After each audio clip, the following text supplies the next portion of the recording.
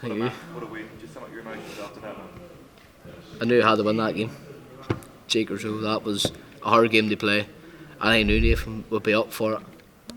Well, if you go by averages, Nathan played better than me, but my finish was a hell of a lot better, and I think that's what won me the game. That must really please you, the way you held your nerve and the pressure and the occasion in that last set particularly. Yeah, 100%. That 99, I hit Bill stupidly, was expecting to hit 25, and as soon as I knew the 90 went in, if the first dart went in double top, I knew I was hitting it, because I'm the top players it is, so as soon as the first went in, I knew happy days. You've got through quite comfortably so far, only dropped one set en route to the third round, but Nathan is a different kettle of fish, you know, two-time finalist this year on TV, major winner, so to come through that must give you so much. Of course it was, because Nathan's been here, he's got a semi-final twice. I don't know if it was his debut year here, Ali Pali, he got the semi-final, you know, and I was just happy. I played my own game.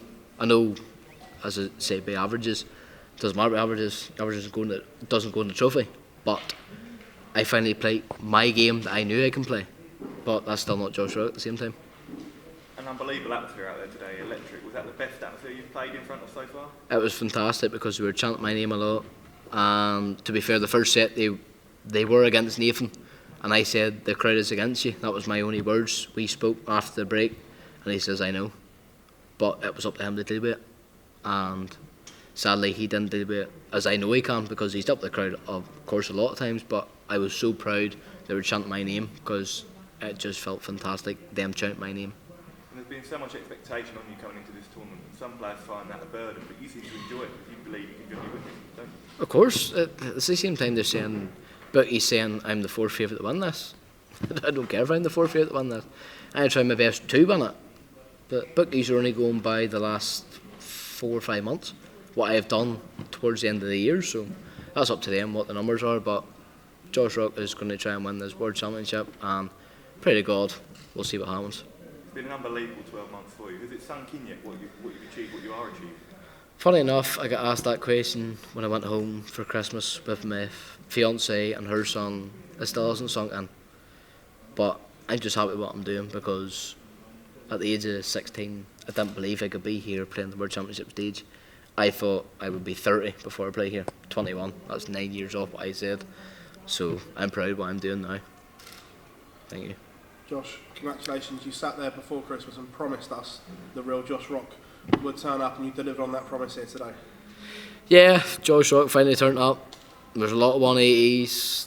The finishing was a lot better than it has been, you know, so he finally turned up, but he still hasn't turned up, so. Start of the game, you went in as favourite against the world number 9. Is that a real pinch yourself moment that people had you that high up? I didn't know. Obviously, I didn't look at it that way.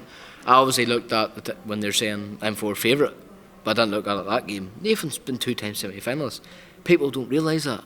He's won the UK Open, he's been a major finalist 3 or 4 times, and sadly hasn't won them. But I don't control what the bookies say, but that's up to the bookies what they price me at and price anybody else at. So, such a mature head on the young shoulders there. Is there anything that phases you in this sport? no, not really, because I've learnt from a young age because of my father, my fiancée.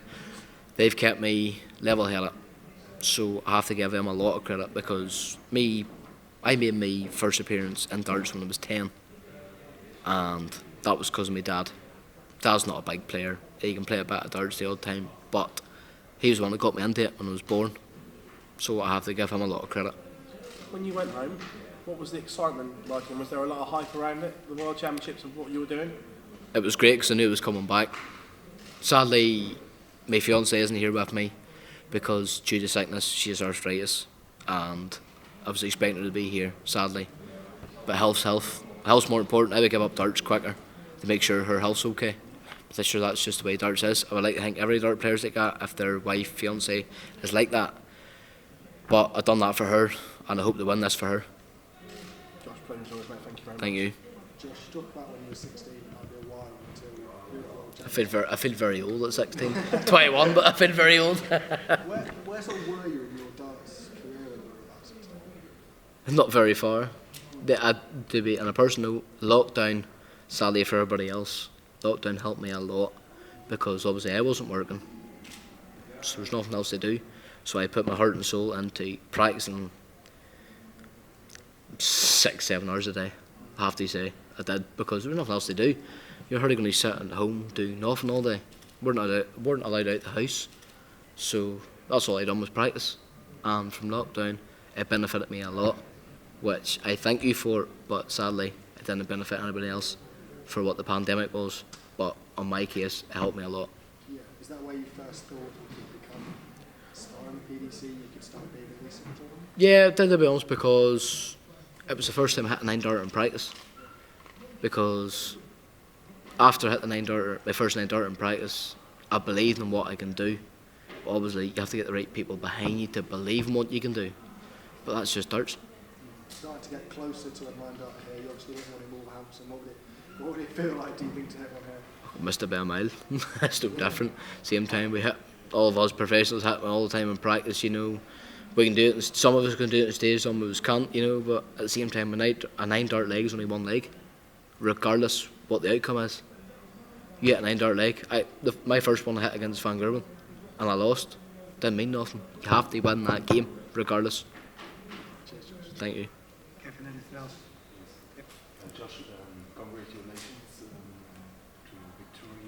As I'm from Germany, the people in Germany, our podcast listeners and readers are still wondering about your success story. Do you have a secret? And where have you been in the darts world before winning your Tour Cup in January this year? I didn't practice. Have to admit.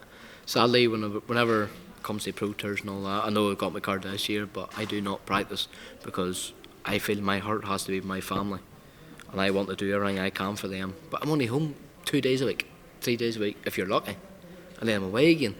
So there's no point in practicing them 2 or 3 days, because you're going to go over to Germany, England, anywhere and practice anyway. So because I don't put myself under pressure, I don't look at what everybody's doing. I just get on with my game because I know what I can do. So I think that's a big lot of my game.